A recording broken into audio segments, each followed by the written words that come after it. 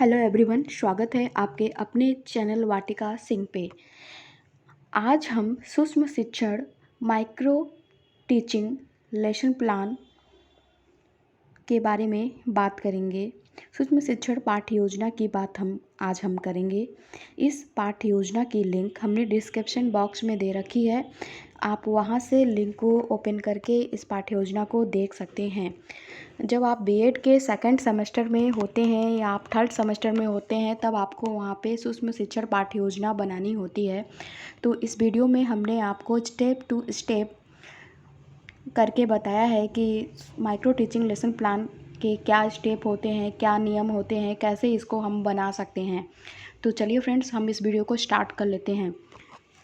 Micro teaching में आपको पाठ्य योजना बनाने के लिए आपको सबसे पहले लिखना होता है सूक्ष्म शिक्षण पाठ्य योजना। इसको इंग्लिश में हम बोलते हैं माइक्रो टीचिंग लेसन प्लान। जैसा कि आपको नाम से ही समझ में आ गया होगा कि सूक्ष्म शिक्षण का मतलब होता है कि टीचिंग का लघु रूप, टीचिंग का छोटा सा रूप। तो इसको बिल्कुल ही बीचों बीच सेंटर में बोल्ड में और बहुत सुंदर ढंग से आपको इसको लिखना होता है। उसके बाद आप लिखते हैं छात्रा अध्यापिका का नाम। आपके छात्रा अध्यापिका का जो भी नाम होता है आप यहाँ पे इसको मेंशन करते हैं। उसके बाद आप लिखते हैं कक्षा। आप जिस भी कक्षा के लिए अपना माइक्रो टीचिंग लेसन प्लान बना रहे होते हैं, उस कक्षा को आपको कक्षा में लिखना होता है। जैसा कि आप यहाँ पे देख पा रहे होंगे, कक्षा में हमने लिखा हुआ है 11th। इसका मतलब यह है कि हम 11th क्लास के लिए अपना सूक्ष्म शिक्षण पाठ्य योजना माइक्रो टीचिंग लेसन प्लान बना रहे हैं। उसके बाद आप लिखते हो दिनांक। जिस डेट को आप अपनी माइक्रो टीचिंग लेसन प्लान बना रहे होते हैं, उस डेट को आपको दिनांक में मेंशन करना होता है। उसके बाद आप लिखते हैं कौशल। यहाँ पे हमारा कौशल है पुनर्बलन। उसके बाद आप लिखते हैं विषय। आप जिस भी विषय में अपनी सूक्ष्म शिक्षण पाठ्य योजना बना रहे होते हैं, उस विषय को आपको विषय में मेंशन करना होता है। जैसा कि आप यहाँ पे देख पा रहे होंगे, विषय में हमने लिखा हुआ है कॉमर्स। इसका मतलब यह है कि हम कॉमर्स विषय में अपना सूक्ष्म शिक्षण पाठ्य योजना बना रहे हैं। उसके बाद आप लिखते हैं अवधि। सूक्ष्म शिक्षण के लिए, सूक्ष्म शिक्षण माइक्रो टीचिंग के लिए आपको टीचिंग के दौरान 5 से 7 मिनट का समय दिया जाता है। इसी समय को आपको अवधि में लिखना होता है। उसके बाद आप लिखते हैं उपविषय। अगर आपका उपविषय है तो आप उपविषय लिखेंगे, अदरवाइज आप उपविषय नहीं लिखेंगे। यहाँ पे हमारा उपविषय बैंकिंग है, इसलिए हमने उपविषय में बैंकिंग को लिखा है। उसके बाद आप लिखते हैं प्रकरण। यहाँ पे हमारा प्रकरण है इंटरनेट बैंकिंग। तो प्रकरण को ही बिल्कुल बीचों बीच सेंटर में बोर्ड में बहुत सुंदर ढंग से आपको लिखना होता है। प्रकरण से मैं आपको बता दूं कि यह जो प्रकरण होता है, यह पाठ का नाम होता है। इसको बिल्कुल ही बीचों बीच सेंटर में बोर्ड में और बहुत सुंदर ढंग से आपको इसको लिखना होता है। उसके बाद आप 4 कॉलम बना देते हैं। पहला कॉलम तो आप बनाते हैं क्रम संख्या का कॉलम। दूसरा कॉलम जो है कि आप बनाते हैं छात्रा अध्यापिका व्यवहार का कॉलम। तीसरा कॉलम जो है कि आप बनाते हैं विद्यार्थी व्यवहार का कॉलम। चौथा और लास्ट कॉलम जो है कि आप बनाते हैं घटक का कॉलम।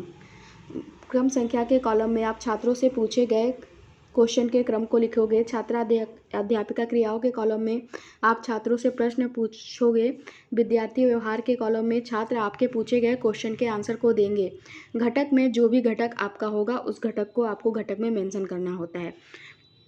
तो यहाँ पे पहला क्वेश्चन हमारा छात्रों से है, हम पैसा कहाँ सुरक्षित रूप से जमा करते हैं। तो छात्र आंसर देते हैं, हम पैसा बैंक में सुरक्षित रूप से जमा करते हैं। घटक में हम यहाँ पे लिखेंगे 1। दूसरा क्वेश्चन यहाँ पे हमारा छात्राध्यापकों से है, जो नगद जमा करने या ऋण देने का कार्य करे, उस कार्य को क्या कहते हैं। तो छात्र आंसर देते हैं, उस कार्य को बैंकिंग कहते हैं। घटक में हम लिखेंगे 1 और 2। तीसरा क्वेश्चन यहाँ पे हमारा छात्रों से है, बैंकों में जाए बिना पैसे कैसे निकाल सकते हैं। तो छात्र आंसर देते हैं, एटीएम मशीन से बैंकों में बिना जाए पैसे निकाल सकते हैं। घटक में लिखेंगे 3 और 2 घटक। चौथा क्वेश्चन यहाँ पे हमारा छात्रों से है, जब हम बैंकिंग सुविधा घर बैठे किसी भी स्थान पर प्राप्त करें तो उसे क्या कहते हैं। तो छात्र आंसर देते हैं, उसे इंटरनेट बैंकिंग कहते हैं। घटक में लिखेंगे घटक 4 और 3। पांचवा क्वेश्चन यहाँ पे हमारा छात्रों से है, इंटरनेट बैंकिंग क्या है। तो छात्र आंसर देते हैं, इंटरनेट बैंकिंग ग्राहक को उसके खाते से वित्तीय और गैर वित्तीय लेन देन करने की सुविधा प्रदान करती है। यहाँ पे हम घटक में लिखेंगे घटक 4 और 5। छठा क्वेश्चन हमारा यहाँ पे छात्रों से है, इंटरनेट बैंकिंग से क्या क्या किया जा सकता है। तो छात्र आंसर देते हैं, इंटरनेट बैंकिंग से बैंक स्टेटमेंट, विभिन्न प्रकार के फॉर्म एप्लीकेशन किया जा सकता है। घटक में हम लिखेंगे घटक 5। घटक में हम यहाँ पे लिखेंगे घटक 5 एंड 4। उसके बाद हम लिखते हैं पुनर्बलन कौशल के घटक। पुनर्बलन कौशल के घटक में हमारा पहला घटक है प्रशंसात्मक शब्दों का प्रयोग। इसका मतलब यह है प्रशंसात्मक शब्दों का प्रयोग, यानी हमने कहा अच्छा है, वेरी गुड, ठीक, तो ये हो गया हमारा पहला घटक। दूसरा घटक है विद्यार्थियों के प्रत्युत्तर की पुनरावृत्ति। इसका मतलब है विद्यार्थियों के प्रत्युत्तर की पुनरावृत्ति, यानी हमने उनके आंसर को दोहराया। ये हो गया आपका दूसरा घटक। तीसरा घटक है सकारात्मक अशाब्दिक पुनर्बलन। इसका मतलब यह है सकारात्मक अशाब्दिक पुनर्बलन, यानी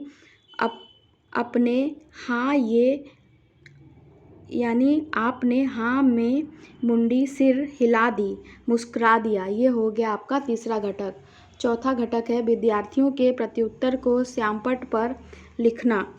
इसका मतलब यह है विद्यार्थियों के प्रत्युत्तर को श्यामपट्ट पर लिखना। आप विद्यार्थियों के उत्तर को श्यामपट्ट पर या लिख सकते हैं। यदि उन्होंने गलत उत्तर दिया है तो आप विद्यार्थियों के उत्तर को श्यामपट्ट पर लिख सकते हैं। उस उत्तर को सुधार कर भी आप श्यामपट्ट पर लिख सकते हैं। ये हो गया आपका चौथा घटक। पांचवा घटक है यहाँ पे हमारा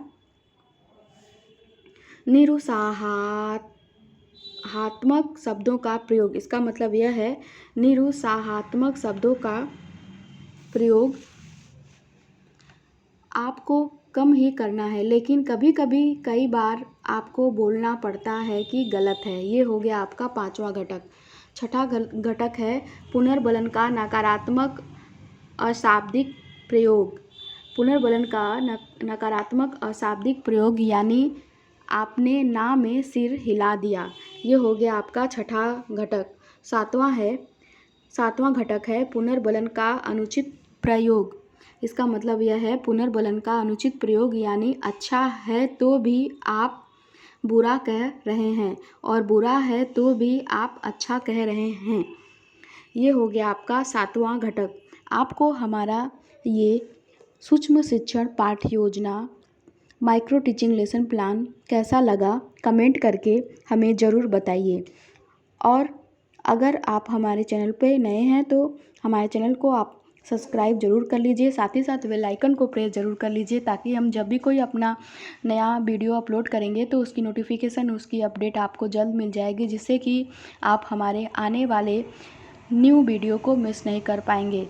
तो thank you so much for watching my video and subscribe my channel. हम आपसे फिर से मिलते हैं अपने नेक्स्ट वीडियो के साथ।